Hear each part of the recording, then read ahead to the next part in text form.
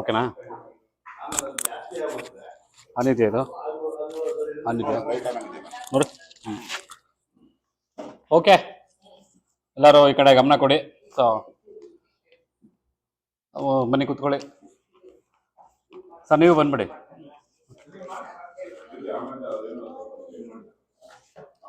Okay, August ತಿಂಗಳ ಭೋಜನ ವಾಚನ ಕಾರ್ಯಕ್ರಮಕ್ಕೆ ಎಲ್ಲರಿಗೂ ಸ್ವಾಗತ. ಸೊ ಇವತ್ತು ಒಬ್ರು ಇಂಪಾರ್ಟೆಂಟ್ ಪರ್ಸನ್ ಬಂದಿದ್ದಾರೆ, ತೇಜಸ್ ಅಂತ. ಈ ಬ್ಯಾನರ್ ಇದೆಯಲ್ಲ, ಈ ಬ್ಯಾನರ್ ಮಾಡಿದವರು ತೇಜಸ್ಸೇ ಮಾಡಿದ್ದೀವಿ.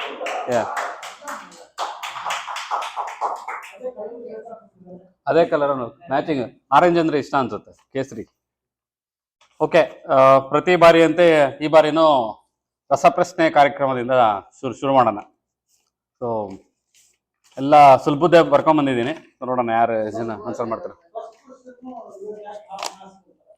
ಅದು ನೀವು ಆಲ್ರೆಡಿ ಆನ್ಸರ್ ಮಾಡ್ಬಿಟ್ರಲ್ಲ, ಯಾರೋ ಒಬ್ರು. ಹಾಂ ಹೇಳಿ.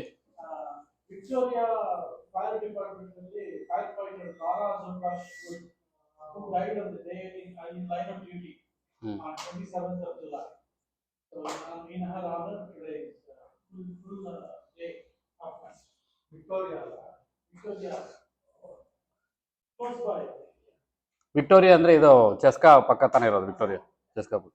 ಅದು ನಿಮ್ಮನೆ ಹತ್ರನೇ sir Victoria?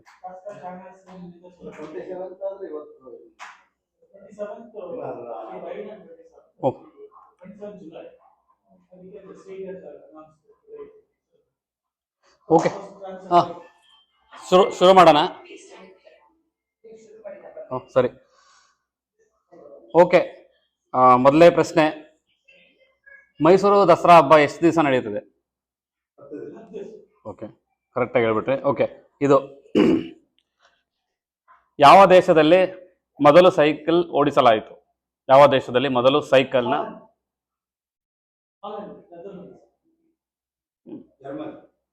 Germany. Germany is right answer. ಚಪ್ಪಲ್ಲ ಶುಟಲ್. ಓಕೆ, ಮುಂದಿನ ಪ್ರಶ್ನೆ.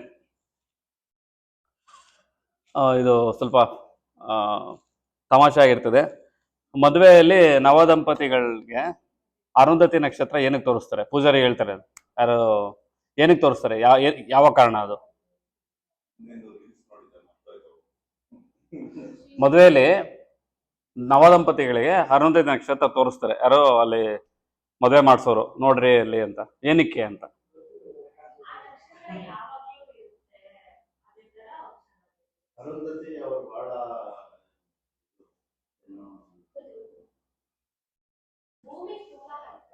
ದ್ರೌಪದಿ ಆ ಒಂದು ಮುನಿಗಳ ಋಷಿಗಳ ಪತ್ನಿಯವರು ಅವರ ಸಂಕೇತವಾಗಿ ಅಷ್ಟು ಪವಿತ್ರತೆ ಇರುತ್ತೆ.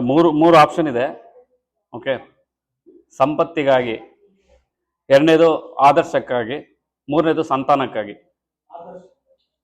ಆದರ್ಶ ದಂಪತಿಗಳು, ಅಂದ್ರೆ ಒಬ್ಬರನ್ನ ಬಿಟ್ಟು ಒಬ್ರು ಇಡಲ್ಲ, ಅದೇ ತರ ನೀವು ಜೊತೆಯಾಗಿರಿ ಅಂತ.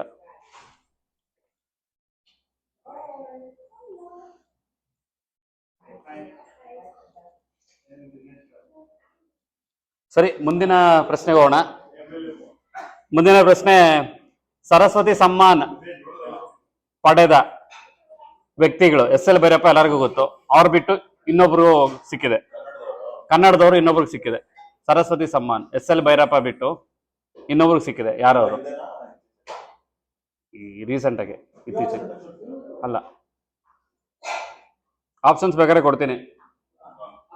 Okay, Girish Karnad, UR Ananthamurthy, Veerappa Moily.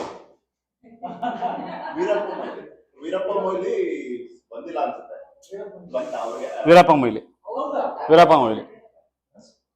ಅದು ಏನಾಯ್ತು ಅಂದ್ರೆ, ಅವರು ಯಾವ್ದೋ ಒಂದು ರಾಮಾಯಣದ ಏನೋ ಬಂದಿದ್ದಾರೆ.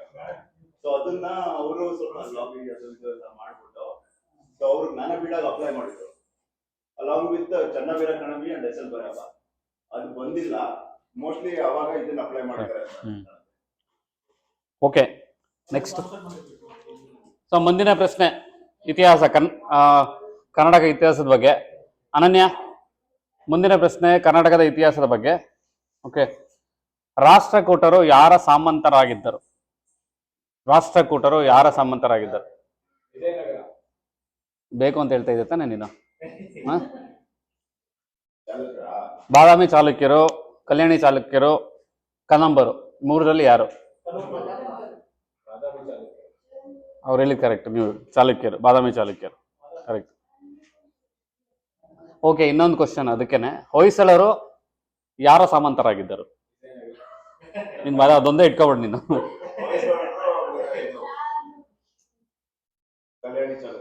ಕಲ್ಯಾಣಿ ಚಾಲುಕ್ಯ, ಹೊಯ್ಸಳರು. ಓಕೆ ಸರಿ, ನೆಕ್ಸ್ಟ್ ಇನ್ನೊಂದು. ಕನ್ನಡದ ಮೊದಲ ಐತಿಹಾಸಿಕ ಚಲನಚಿತ್ರ ಯಾವುದು? ಅಲ್ಲ,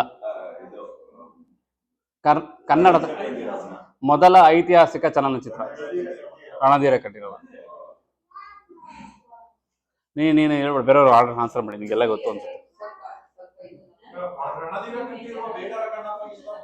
ಐತಿಹಾಸಿಕ ಇತಿಹಾಸದ ಬಗ್ಗೆ, ಕರ್ನಾಟಕದ ಇತಿಹಾಸದ ಬಗ್ಗೆ ಫಸ್ಟ್ ಫಿಲಮ್ ರಣಧೀರ ಕಂಠೀರವ ಬಂದಿದ್ದು. ಹಾ, ಮೈಥಾಲಜಿ. ಓಕೆ, ಮುಂದಿನ ಪ್ರಶ್ನೆ. ಭಾರತದ ಸ್ವಾತಂತ್ರ್ಯ ಪೂರ್ವದಲ್ಲಿ ಎಷ್ಟು ಸಂಸ್ಥಾನಗಳಿದ್ದವು? ಅದೇ ಸಿಕ್ಕಾಪಟ್ಟೆಲ್ಲಿ ಎಷ್ಟು, ಒಂದು ನಂಬರ್ ಇದೆ ಅದು. ಇಲ್ಲ, ಹತ್ರ ಇದ್ದೀರಾ, ಜಾಸ್ತಿ ಮುಂದಕ್ಕೆ ಹೋಗ್ಬಿಟ್ರಿ ನೀವು. ಇನ್ನೂ ಸ್ವಲ್ಪ ಇಳಿಸ್ಬೇಕು. ಹತ್ರ ಇದ್ದೀರಾ? ಇಲ್ಲ ಇಲ್ಲ, ಇನ್ನ ಕಮ್ಮಿ. ಹತ್ರ ಇದೆಯಾ? ಇಲ್ಲ, ಇನ್ನೊಂದು 562 ಸಂಸ್ಥಾನ ಇತ್ತು. ಓಕೆ. 562. ಓಕೆ, ಮುಂದಿನ ಪ್ರಶ್ನೆ. ಯಾವ ನದಿ ಮಹಾರಾಷ್ಟ್ರ, ಕರ್ನಾಟಕ ಮತ್ತೆ ಆಂಧ್ರ ಪ್ರದೇಶದಲ್ಲಿ ಹರಿಯುತ್ತೆ? ಕೃಷ್ಣ.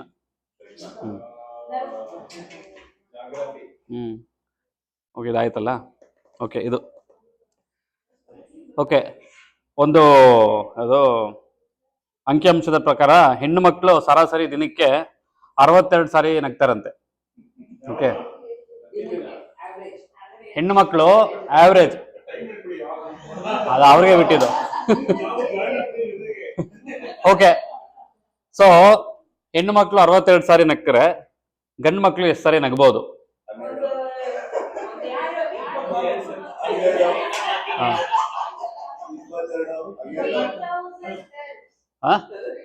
ಆವ್ರೇಜ್, ಸರಾಸರಿ. ಅಷ್ಟೇ ಕಂಡೀಷನ್ ಇಲ್ಲ, ಬಟ್ ಗೊತ್ತಿಲ್ಲ.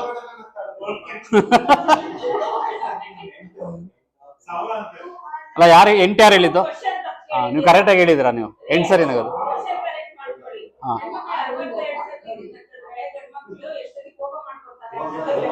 ನೆಕ್ಸ್ಟ್ ಮಾಡೋಣ ಬಿಡೋದು, ಇವಾಗ ಸದ್ಯಕ್ಕೆ ಸಾಕು. ನೆಕ್ಸ್ಟ್ ಮಾಡೋಣ, ಆಯ್ತು. ಓಕೆ, 8 ಬಾರಿ. ಓಕೆ, ಇದು ನೀನು ಆನ್ಸರ್ ಮಾಡಬೇಡ.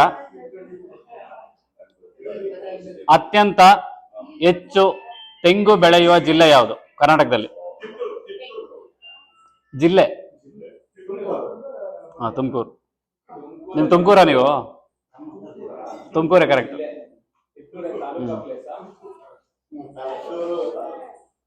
ಸೊ ಇಲ್ಲಿಗೆ ರಸಪ್ರಶ್ನೆ ಮುಗೀತು. ಎಂಜಾಯ್ ಆಯ್ತಾ? ಎಂಜಾಯ್. ಓಕೆ, ಇವಾಗ ಮುಂದಿನ ಕಾರ್ಯಕ್ರಮ. ಈಗ ಮಾರ್ಕ ಇಲ್ಲ, ಈಗ ಅವರಿಗೆ ಪಂಡೀಸ್ಗೆ A+, ಪಂಡೀಸ್ಗೆ A+, ಎಲ್ಲ ಹೇಳ್ತಾ ಇದ್ದಾರಲ್ಲ. ಓಕೆ, ಮುಂದಿನ ಭಾಗ ಲೇಖಕರ ಪರಿಚಯ ಮತ್ತು ಪುಸ್ತಕದ ಪರಿಚಯ. ಸೊ ಈ ಬಾರಿ ನಾವು ಲೇಖಕರು ತಗೊಂಬಂದಿರೋದು ಬಾನು ಮುಸ್ತಕ್ ಅಂತ, ಎಲ್ಲರೂ ಗೊತ್ತಿರ್ಬೋದು ಬಾನು ಮುಸ್ತಕ್ ಅಂತ. ಅವ್ರ ಬಗ್ಗೆ ಸ್ವಲ್ಪ ಹೇಳ್ಬಿಟ್ಟು ಆಮೇಲೆ ಪಣೀಶ್ ಅವರು ಅವ್ರು ಓದಿರೋ ಬುಕ್ ಬಗ್ಗೆ ಮಾತಾಡ್ತಾರೆ. ಈಗ ಅವ್ರ ಬಗ್ಗೆ ಮಾತಾಡ್ಬೇಕು ಅಂದ್ರೆ ಅವರು 1948ರಲ್ಲಿ ಹಾಸನದಲ್ಲಿ ಹುಡ್ತಾರೆ. ಹಾಸನದಲ್ಲಿ ಹುಟ್ಟಿ ಅವರು ಚಿಕ್ಕ ವಯಸ್ಸಿಂದನೇ ಕನ್ನಡ ಭಾಷೆ ಅಂದ್ರೆ ಸಿಕ್ಕಾಪಟ್ಟೆ ಇಷ್ಟ. ಅವರು ಮುಸ್ಲಿಂ ಜನಾಂಗದಲ್ಲಿ ಹುಟ್ಟಿದ್ರು ಅವ್ರಿಗೆ ಕನ್ನಡದ ಮೇಲೆ ಸಿಕ್ಕಾಪಟ್ಟೆ ಒಲ್ವು. ಅವ್ರೇನ್ ಮಾಡ್ತಾರೆ ಅಂದ್ರೆ ಅವ್ರ ತಂದೆಯವರ ಸಹಾಯದಿಂದ ಅವರು ಕನ್ನಡದಲ್ಲಿ ಅಭ್ಯಾಸ ಮಾಡಿ ಕನ್ನಡದ ಮೇಲೆ ಒಂಥರ ಒಲವು ತರಿಸ್ಕೊಂಡು ಅದಲ್ದಿರ ಕನ್ನಡ ಅಲ್ದಿರ ಅವರು ಬೇರೆ ಭಾಷೆನೂ ಕಲಿತಾರೆ. ಉರ್ದು ಕಲಿತಾರೆ, ಹಿಂದಿ ಕಲಿತಾರೆ, ಪರ್ಷಿಯನ್ ಕಲಿತಾರೆ. ಪರ್ಷಿಯನ್ ಕಲಿತು ಬೇರೆ ಬೇರೆ ಪರ್ಷಿಯನ್ ಗ್ರಂಥಗಳನ್ನ ಕನ್ನಡಕ್ಕೆ ಅನುವಾದ ಮಾಡ್ತಾರೆ. ಸೊ ಅದಲ್ದಿರ ಅವರು ವೃತ್ತಿ ಜೀವನದಲ್ಲಿ ಅವರು ಫಸ್ಟ್ ಲಂಕೇಶ್ ಪತ್ರಿಕೆಯಲ್ಲಿ ಅಲ್ಲಿ ಕೆಲಸ ಮಾಡ್ತಾರೆ, ಅಲ್ಲಿ ರಿಪೋರ್ಟರ್ ಆಗಿ. ಅದಾದ್ಮೇಲೆ ಏರ್ ಇಂಡಿಯಾದಲ್ಲಿ ಒಂದಷ್ಟು ದಿನ ಕೆಲಸ ಮಾಡ್ತಾರೆ. ಲಂಕೇಶ್ ಪತ್ರಿಕೆದಲ್ಲಿ ಹೋಗ್ತಾರೆ ಅವರು.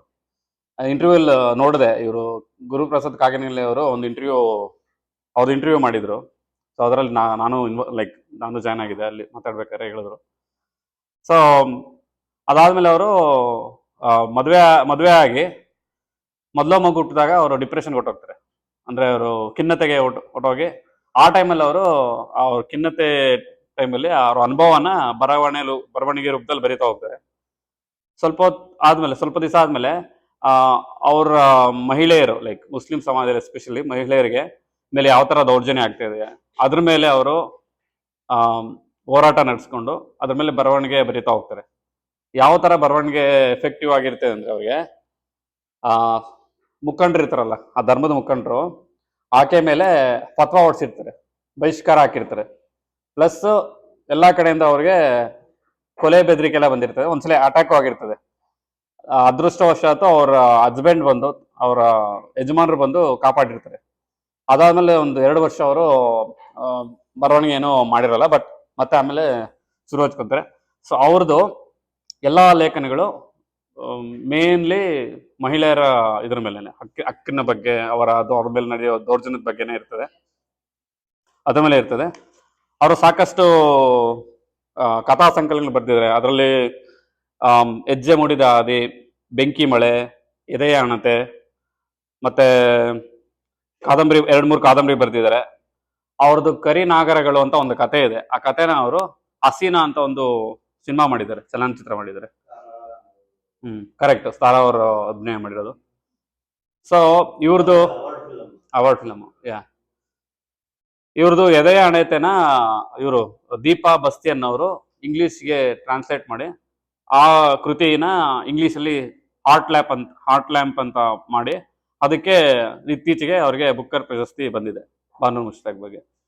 ಸೊ ರೀಸೆಂಟ್ ಆಗಿ ಅವ್ರದ್ದು ಲೈವ್ ಇಂಟರ್ವ್ಯೂ ನೋಡಿದೆ. ಸೊ ನನಗೊಂಥರ ಖುಷಿ, ಅವ್ರ ಹತ್ರ ಅಟ್ಲೀಸ್ಟ್ ಇಂಟ್ರಾಕ್ಷನ್ ಮಾಡಿದ್ದೀನಿ ಅಂತ. ಸೊ ಇವಾಗ ಪಣೀಶ್ ಅವರು ಎದೆ ಹಣತೆ ಪುಸ್ತಕದ ಬಗ್ಗೆ ಸ್ವಲ್ಪ ಮಾತಾಡ್ತಾರೆ.